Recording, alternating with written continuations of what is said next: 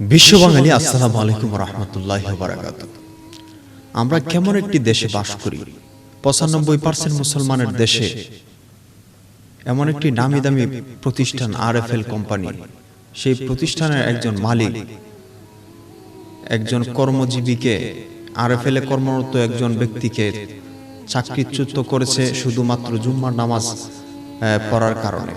সম্মানিত দর্শক, ঘটনাটি ঘটেছে হবিগঞ্জ শহরের একটি শোরুমে, আরএফএল শোরুমে। আমি আপনাদের ওই ব্যক্তির বক্তব্য শোনাবো যার চাকরি হারিয়েছে। হবিগঞ্জের মারুফ ভাই, যিনি চাকরি হারিয়েছেন, তিনি জুম্মার নামাজের সময় মালিককে কয়েকবার ফোন দিয়েছে, কিন্তু ফোনটা রিসিভ করে নাই।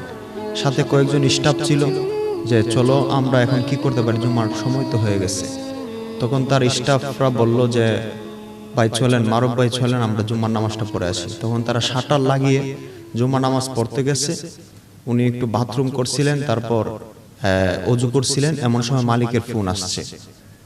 ফোনটা আসার মাত্রই উনি সাথে সাথেই একটু রিসিভ করছে। তারপর বলছে যে তুমি কাকে? ওই যে আরএফএল এর কোম্পানির মালিক হবিগঞ্জ শোরুমে, সে বলতেছে যে মারুফ তুমি কাকে জিজ্ঞাসা করে শোরুম বন্ধ করছো? তখন সে বলল, স্যার আমি তো নামাজ পড়তে আসছি, সময় তো খুবই কম, এই জন্য চলে আসছি শাটার লেগে। তুমি কি? তখন সে উত্তর দিয়েছে, তুমি কি চাকরি করতে চাও? তখন মারুফ ভাই বলল, স্যার এটা আপনি কি ধরনের প্রশ্ন বললেন? এমন কথা কাটাকাটির পর উনি নামাজটা পড়ে নাই, জুম্মার নামাজ না পড়েই আবার শোরুমে চলে গেছে। শোরুমে যাওয়ার পরে তখন স্যারের সাথে অনেক কথাবার্তা হয়েছে, কথা কাটাকাটি হয়েছে। এক পর্যায়ে বলে যে তুমি তোমার চাকরি করতে হবে না, তুমি চলে যাও। তো আমাদের প্রশ্ন হচ্ছে, একটা ৯৫-৯৫ ভাগ মুসলমানের দেশে কি করে আরএফএল কোম্পানি, একটি নামি দামি কোম্পানির মতো একটি প্রতিষ্ঠান, নামাজের জন্য একজন মানুষকে চাকরিচ্যুত করবে? তা কোনোভাবে মেনে নেওয়া যায় না। প্রিয় দর্শক, এর বিচার রাষ্ট্রের কাছে দেওয়া হলো, এর বিচার রাষ্ট্রই করবে। কি করে একজন মুসলমান, তাও রমজান মাস, এই রমজান মাসে নামাজ পড়ার কারণে একজন ব্যক্তির চাকরি হারাবে? আমি পুরো বক্তব্যটা আপনাদের শোনাবো আমাদের প্রিয় মারুফ ভাইয়ের কণ্ঠে, যিনি ফেসবুক লাইভে এসে তার ভারাক্রান্ত হৃদয় নিয়ে এই কথাগুলো জাতির সামনে প্রকাশ করছে। তো চলুন আমরা মারুফ ভাইয়ের বক্তব্যটা শুনি। চ্যানেলটি ভালো লাগলে অবশ্যই আমাদের চ্যানেলটি সাবস্ক্রাইব করবেন। আমি মারুফ খান। আমি আমার বাড়ি হলো হবিগঞ্জ সদরে ইনাতাবাদে।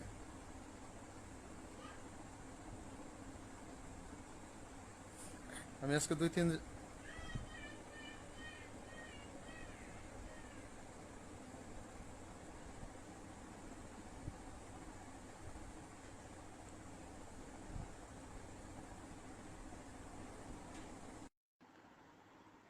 তিন মাস যাবত আমি বেশ ভাই হবিগঞ্জ আরএফএল বেশ ভাই শোরুমে কাজে নিয়োজিত আছি। আমি সমতা ও নিষ্ঠার সহিত আমি আমার নিজের যতটুকু কলা আমি এভাবে কাজে যাচ্ছি। কিন্তু আমি একজন মুসলমান। আমি মুসলমান হয়ে আমার ৫ ওয়াক্ত নামাজ আমার জন্য ফরজ। কিন্তু ওই নামাজ পড়তে গিয়ে আজকে আমি বাধার সম্মুখীন হয়ে আজকে আমি কা- চাক- আমার আমি আমার চাকরি থেকে চাকরিচ্যুত হয়েছি।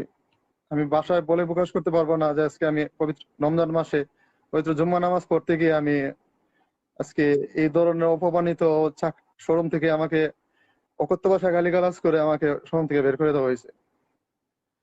আমি কিভাবে যে কি বলবো, আমি কোনো ভাষায় প্রকাশ করতে পারছি না। লকডাউনে যখন আমাদের শোরুম বন্ধ আছিল, কিন্তু তারপরও ম্যানেজমেন্টের সিদ্ধান্তের কারণে আমরা শোরুম বন্ধ রেখে ভিতরে এই ১২ থেকে ১৪ ঘন্টা অবিরাম কাজ করছি। তারপরও কাজের অবহেলা করি নাই। কিন্তু যখন দোকানপাট বন্ধ ছিল, তখন মনে করেন মাগরিবের নামাজের আগে, ইফতারের আগে আমি বাসায় চলে আসতাম। তারপর সেই ইফতারের পর তারাবির নামাজে যেতাম। তারাবির নামাজ মোটামুটি কয়েকদিন চলে গেছে খুব সুন্দরভাবে। কিন্তু সরকার যখন দোকানপাট আবার খোলার অনুমতি দিল, ৮টা পর্যন্ত খোলা থাকবে, তখন ৩-৪ দিন আগে আমি শোরুমে গেলাম, কাজ করলাম। যখন এশারের আজান পড়লো, আর আজানের পর আমি আমার শোরুম ম্যানেজার স্যারকে বললাম, স্যার এখন তো এশারের আজান পড়লো, আমি কি করব স্যার? এখন তো তারাবির নামাজে যাইতে হইব, স্যার কি করবো? আমি তো এতদিন ধরে খতমে তারাবি পড়তেছি স্যার, এখন যদি না যাই তাহলে তো আমার তারাবিটা মিস হয়ে যাব। তখন ম্যানেজার স্যার আমারে বললো, ভাই আপনার যদি আরএফএল-এ কাজ করার ইচ্ছা থাকে তাহলে যে কোনো একদিকে স্যাক্রিফাইস করা লাগবে। আমি স্যারকে বললাম, স্যার কিসের স্যাক্রিফাইস করবো আমার একটু বোঝাই বলেন। বললেন যে আপনি চাকরি করতে হলে তো যখন যেভাবে ইচ্ছা আপনি বাইরে পারবেন না, আপনি নামাজে যেতে পারবেন না। এখন যদি আপনি নামাজে যান তাহলে আমাদের 9টার সময় শোরুম লাগাম, আপনি আসবেন কখন?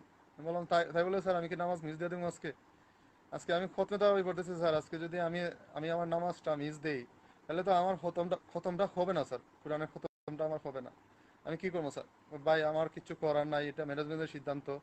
9টা থেকে 9টা পর্যন্ত আমরা যেভাবে হোক আপনার কাজে থাকতে হইব। আমি তখন স্যারকে বললাম, স্যার চাকরি করে পড়ি তো দেখে আমি কি আমার নামাজ রোজা সব ছেড়ে দেবো? ভাই আমি কি করবো, আমার কিছু করার নাই। আপনি কাজ করতে হলে যে কোনো একদিকে স্যাক্রিফাইস করা লাগবে। তখন আমি স্যারকে বললাম, স্যার ঠিক আছে কি করবো, কিছু করার নাই, চাকরি যেহেতু করতেছি তাহলে তো আমি আমার এই তারাবির নামাজ গিয়ে বাসায় গিয়ে ফরমানের সমস্যা নাই। এইভাবে 3-4 দিন গেল। আজকে শোরুমে সকালে আমি গেলাম, গিয়ে নামাজ পড়লাম। নামাজে যাওয়ার জন্য মানে সব কাজ আগে শেষ করে ফেললাম। শেষ করার পরে যখন 12:30 পরে 12:40 দিকে আজান, এই জুমার আজান পড়লো, আমি তখন আমি আমার স্যারের ফোন দিলাম। স্যার বাইরে আসছিল, উনি সকালে শোরুমে এসে শোরুম থেকে বের হয়ে যান। এরপর কখন আসেন, এসে একটু সময় থেকে আবার যান, চলে যান। শোরুমে বেশি সময় থাকেন না। আমরা 3জন স্টাফ আছি, উনি সহ 4জন। আমরা মনে করেন আমরা উনি স্যার আমরা 3জনই পুরাটা শোরুমের কাজ করতে হয়। আজান যখন পড়লো আমি স্যারের ফোন দিলাম, উনি ফোনটা রিসিভ করেন নাই। তখন আমি বাধ্য হয়ে আমি আবার ফোন দিলাম, ফোন কাইটা দিলেন। তখন কি করব, মানে সময় যেতেছে তো, নামাজের সময় যেতেছে, আমি কোনো কিছু ভাইবা পাইতেছি না। তখন আমি দুই আমার দুই কলিগরে আমি তারারে কইলাম, ভাই এখন কি করতাম কো, নামাজের সময় তো যেতেছে। আমাদের মধ্যে একটা ছেলে আমাদের মধ্যে একটা ছেলে আপনার হিন্দু। সে বললো, ভাই শোরুম লাগাই তুমি তোমার নামাজ যাও গা ভাই। শোরুম তারপরে আমরা শোরুম লাগাইলাম, লাগাই নামাজে গেলাম। নামাজে যাওয়ার পরে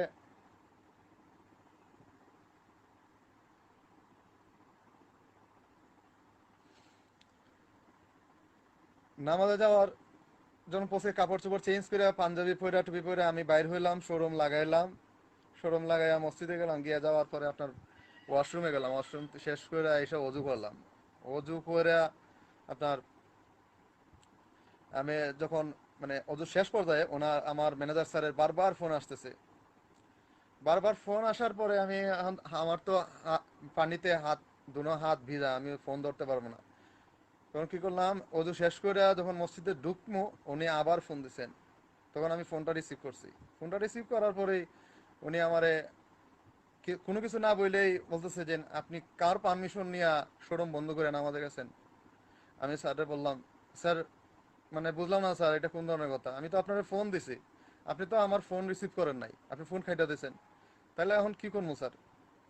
ওই এই আপনার যদি চাকরি করার ইচ্ছা থাকলে করেন, না হইলে গার্ড ধরে বাইর করে দেবো। আপনার নিজের ইচ্ছা মতো করবেন, এটা তো কোন ধরনের কথা?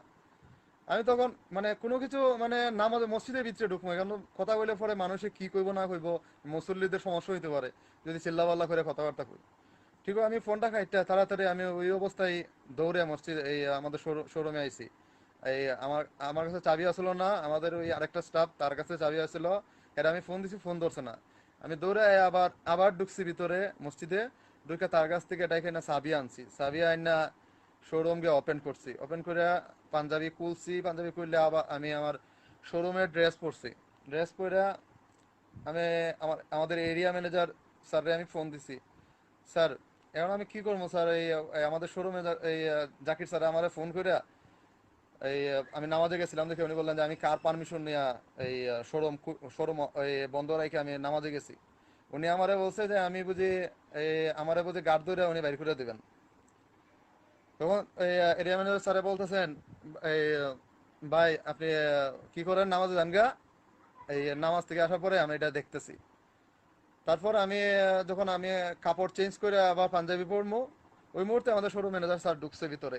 ঢুকে বলছে, আপনি কি এই শোরুমের হর্তাকর্তা হয়ে গেছেন নাকি? আপনি কার পারমিশনে এভাবে শোরুম বন্ধ করে গেছেন? আমি তখনই স্যারে বললাম, স্যার এটা কোন ধরনের কথা স্যার? আমি কি নামাজে যেতাম না? আপনি আমার ফোন ধরছেন না, ফোন যদি ধরতেন তাহলে তো আপনার পারমিশন নিয়ে আমি যাইতাম, আপনি আমার ফোন কাইটে দিয়েছেন। এখন কি করবো স্যার তাহলে? এখন বলছে যে না, আপনার চাকরি করার দরকার নাই, আপনি বাইরে হয়ে যান। আমি বললাম, হাবিজ স্যারে তো কইছে আমি নামাজে যেতাম, নামাজ থেকে এসে উঠে উনি দেখবেন। ভাই এটা দেখার বিষয় না, আপনি এই নামাজ থেকে আবার চলে যায় না, আপনার আর কাজ করার দরকার নাই, চাকরি করার দরকার নাই।